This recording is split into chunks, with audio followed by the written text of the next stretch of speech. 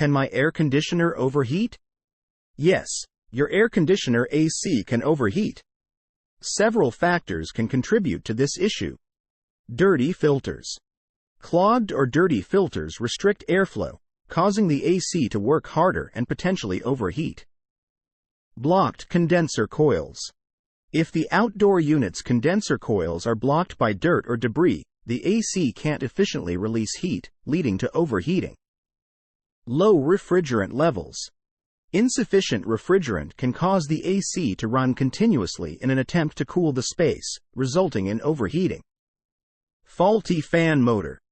If the fan motor isn't working correctly, it can't help dissipate heat, causing the unit to overheat. Electrical issues. Problems with the wiring or electrical components can lead to overheating. Improper installation. An improperly installed AC unit might not have adequate ventilation, causing it to overheat. To prevent your AC from overheating, regularly clean or replace filters. Ensure the condenser coils are clean. Check refrigerant levels and recharge if necessary.